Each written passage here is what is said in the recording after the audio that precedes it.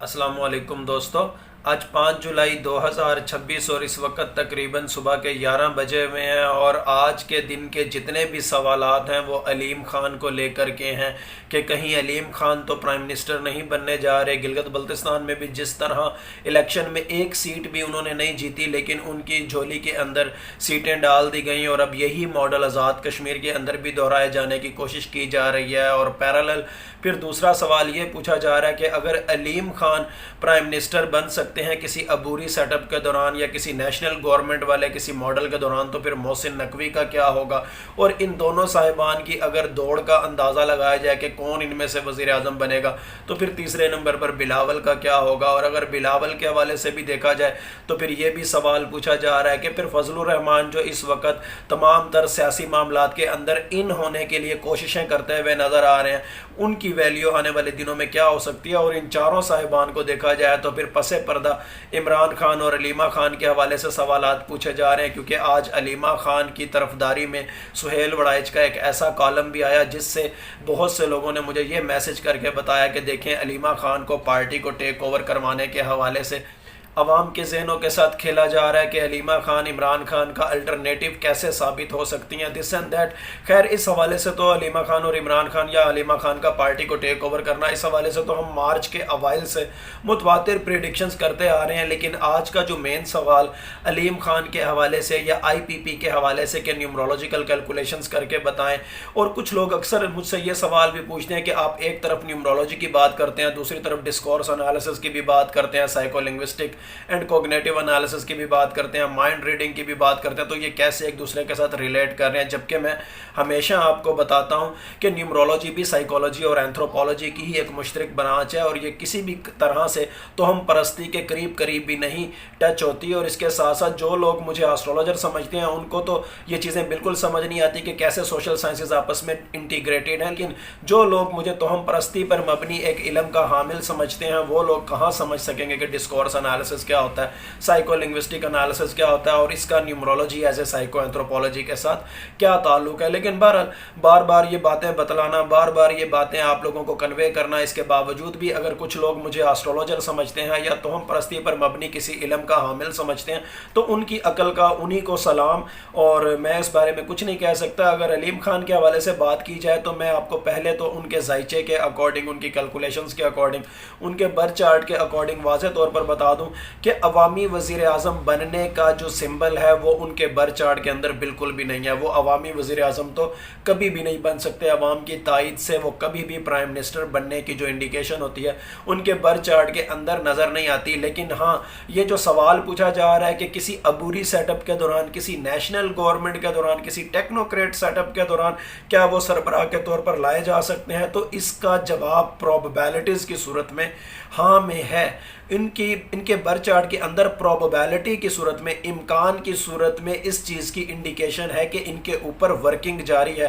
اور ان کے پیرالل محسن نقوی پر اور ان دونوں کے اوپر فی الحال ورکنگ جاری ہے۔ اور ایسا نظر آتا ہے زورواسٹرین نیومرولوجی کے اکارڈنگ بھی، psycho linguistic and cognitive analysis کی صورت میں بھی جو حالات، واقعات، بیانات ہمارے سامنے آتے ہیں ان تمام کا ڈسکورس انالیسس کرنے کی صورت میں بھی یہ چیز واضح طور پر نظر آتی ہے کہ محسن نقوی پر اور علیم خان پر اس وقت دونوں پر پیرالل ورکنگ ہو رہی ہے۔ لیکن کہیں نہ کہیں اگر فوکس کیا جا رہا ہے تو پرسنٹیج کے اعتبار سے آج 5 جولائی کے اکارڈنگ اگر 5 جولائی کی پرسنٹیج کیلکولیٹ کی جائے تو 60% تک ورکنگ کہہ لیں، 60% تک ورکنگ اس وقت علیم خان کی فیور میں نظر آ رہی ہے، 40% تک ورکنگ اس وقت محسن نقوی کی فیور میں نظر آ رہی ہے۔ اور ان دونوں صاحبان کے بعد اگر ان دونوں صاحبان پر مشتمل جو پروجیکٹ کہیں نہ کہیں لانچ کرنے کی کوشش کی جا رہی ہے، 1 مین شو یا 2 مین شو یا ان کی ہم آہنگی کی صورت میں کوئی پروجیکٹ، اگر یہ کہیں فیل ہوتا ہے تو تیسرے نمبر پر پھر بلاول بھٹو کی آپشن ہے۔ ان تینوں کی پروبیبلٹی اس صورت میں نظر آ رہی ہے، لیکن آج کی تاریخ کے اندر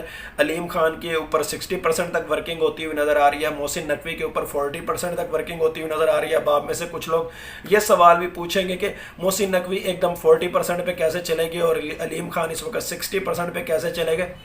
محسن نقوی کا اس وقت آج کی تاریخ کے بقدر 40% پہ جو ورکنگ ہے اس کے حوالے سے یہ نظر آتا ہے کہ جیسے محسن نقوی کے حوالے سے سوشل میڈیا پر بہت زیادہ خبریں پھیل چکی ہیں، ان کی کسی سے شاید رشتہ داری ہے، کوئی ان کے اوپر جان نچھاور کر رہا ہے، یا کسی سے ان کی سلام دعا بہت زیادہ ہے، تو شاید اسی وجہ سے محسن نقوی کو نوازا جا سکتا ہے، اسی وجہ سے محسن نقوی کی پروبیبلٹی کچھ پیچھے چلی گئی ہے، تاکہ وہ جو ایک ٹیگ لگ رہا ہے کہیں نہ کہیں تعلق داری والا، رشتہ داری والا، وہ ٹیگ کہیں انڈرمائن ہو، یا کم از کم اس کا ویٹیج کچھ کم ہو اور علیم خان کو کچھ آگے کیا جائے۔ لیکن آپ کو یہ بھی بتا دوں، علیم خان اور محسن نقوی کے ساتھ ساتھ ایک تیسری شخصیت بھی یہاں پر درمیان میں ٹپک سکتی ہے، کوئی بھی ہو سکتی ہے، لیکن کسی بھی وقت وہ شخصیت ٹپک سکتی ہے۔ آج کی تاریخ میں فی الحال ورکنگ نظر نہیں آ رہی ہے، آج کی تاریخ میں 60 اور 40 کی ریشو کے ساتھ علیم خان اور محسن نقوی، اور کہیں اگر یہ دونوں صاحبان یا ان کا نیکسس یا یہ کسی بھی طریقے سے یہ پروجیکٹ ان دونوں صاحبان پر مشتمل یا کسی ایک صاحب پر مشتمل پروجیکٹ اگر فیل ہوتا ہے تو تیسرے نمبر پر ابھی آپشن بلاول کی ہے، لیکن درمیان میں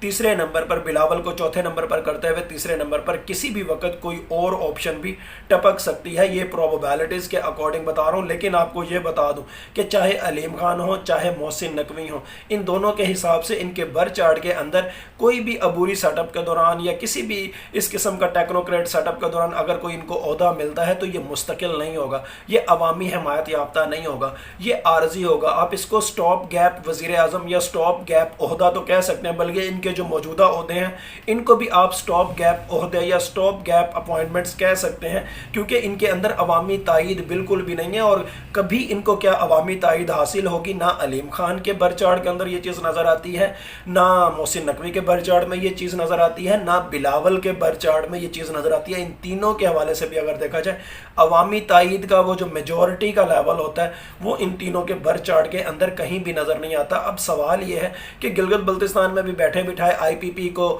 سیٹیں دے دی گئی ہیں، اور یہی ماڈل اب سردار تنویر الیاس کے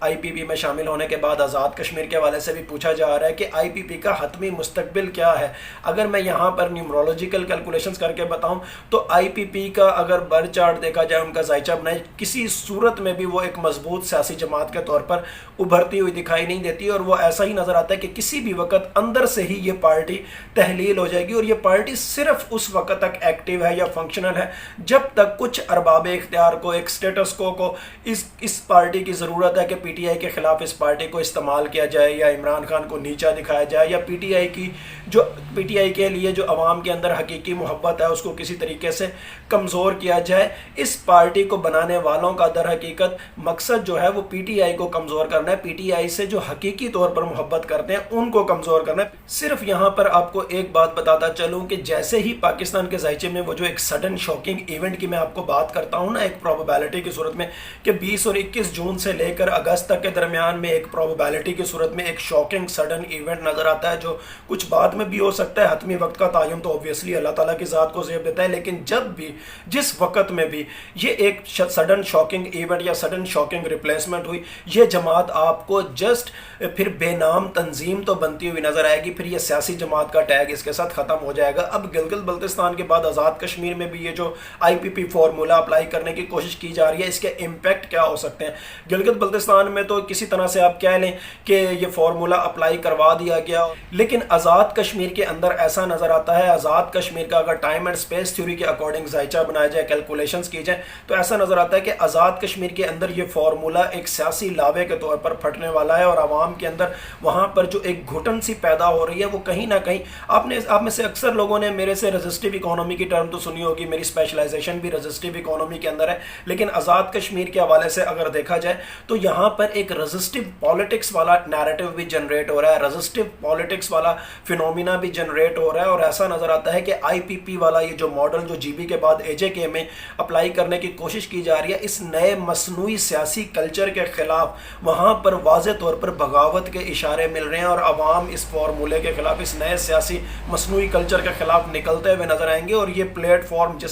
جس پر عوام باہر نکلیں گے، یہ عوامی ایکشن کمیٹی والا پلیٹ فارم نہیں ہوگا، یہ عوام خود سے پاپولر سوورینٹی کے طور پر باہر نکلتے ہوئے نظر آتے ہیں۔ اس کا عوامی ایکشن کمیٹی کے ساتھ دور دور تک کوئی تعلق نظر نہیں آتا۔ ہاں جب یہ ریزسٹیو پالیٹکس والا فینومینا ایگزیبٹ ہونے لگے گا تو اس کے بہت زیادہ منفی اثر وفاق پاکستان کے اوپر بھی پڑتے ہوئے نظر آئیں گے، اور اس حوالے سے کئی دفعہ میں پہلے بھی پریڈکشنز کر چکا ہوں۔ اب اس تمام تر عمل کے دوران مولانا فضل الرحمان کہاں ہیں؟ مولانا فضل الرحمان بھی آزاد کشمیر میں آج گئے کل گئے کے حوالے سے باتیں کرتے ہوئے نظر آ رہے ہیں، لیکن یہاں پر زورواسٹرن نیومرولوجی کے اکارڈنگ وہ اس وقت آزاد کشمیر کی پالیٹکس میں یا وفاقی پالیٹکس میں یا جو ایک نئے سیٹ اپ کے حوالے سے کہیں نہ کہیں مصنوعی انجینئرنگ کرنے کی کوشش کی جا رہی ہے، اس کے حوالے سے اگر دیکھا جائے تو نہ 3 میں ہے اور نہ 13 میں ہے۔ بس ان کا اگر پرسنلی اگر ان کا برچارڈ بنایا جائے تو ایسا نظر آتا ہے کہ جیسے جہاں پلڑا بھاری ہوگا وہ وہاں پر خود کو کیش کرانے کی کوشش کریں گے۔ اب شہباز شریف کے حوالے سے دیکھا جائے تو شہباز شریف کی حکومت کا جو خاتمہ ہے ایسا نظر آ رہا ہے کہ جیسے کہیں نہ کہیں اندر خانے ان کو کنوے کر دیا گیا، اور کہیں نہ کہیں کچھ خفیہ پوائنٹس کے اوپر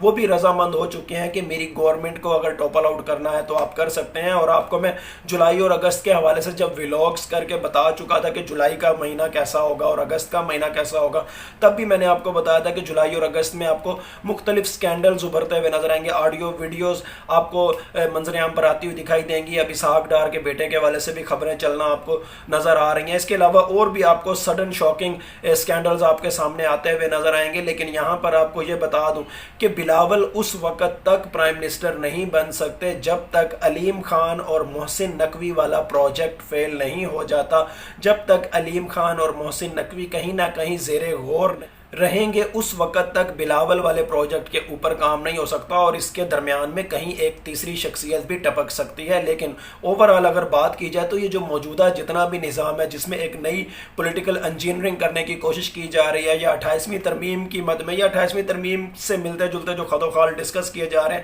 اس حوالے سے اگر بات کریں، میں نے آپ کو بارہا کہا ہے کہ پاکستان کے ذائچے میں پہلے مصنوعی کلچرل ریولوشن آئے گا، ایک مصنوعی احتساب کی لہر نظر آئے گی، مصنوعی گرفتاریاں نظر آئیں گی، لیکن اس کے بعد ایک سڈن شاکنگ ایونٹ، اور اس کے بعد حقیقی معنوں میں حقیقی کلچرل ریولوشن نظر آئے گا۔ ابھی یہ جو مصنوعی کلچرل ریولوشن کے حوالے سے یا جو علیم خان یا محسن نقوی پروجیکٹ کی بات کر لیں، یا تیسرے نمبر پر بلاول کی بات کر لیں، یا بلاول کو چوتھے پہ کر لیں اور تیسرے پہ کسی ایک اور ارائیول کی بات کر لیں، ہر دو صورتوں کے اندر جو موجودہ نظام ہے اس کو لانے والے، اس کو فیسیلیٹیٹ کرنے والے ارباب اختیار، ان کا جو ایک سرکل ہے وہ کہیں نہ کہیں اندر ہی اندر ایسا نظر آ رہا ہے کہ جیسے سکڑتا جا رہا ہے، اور اندر ہی اندر بہت زیادہ ان کے پاس آپشنز لمیٹڈ ہوتی جا رہی ہیں۔ اور جب کوئی چیز، جب کوئی سرکل اندر ہی اندر سکڑتا رہتا ہے تو پھر ایک ہی دم وہ لاوے کی صورت میں پھٹتا ہے، اور اس کو ہم سائیکالوجی کی زبان میں ان ہاؤس ٹسل بھی کہہ سکتے ہیں۔ لیکن بہرحال یہ جو کچھ آپ کو میں نے بتایا، نیومرولوجیکلی بتایا، کہیں نہ کہیں ڈسکورس انالیسس اور سائیکو لنگوسٹک انالیسس کو بھی ایڈ کیا،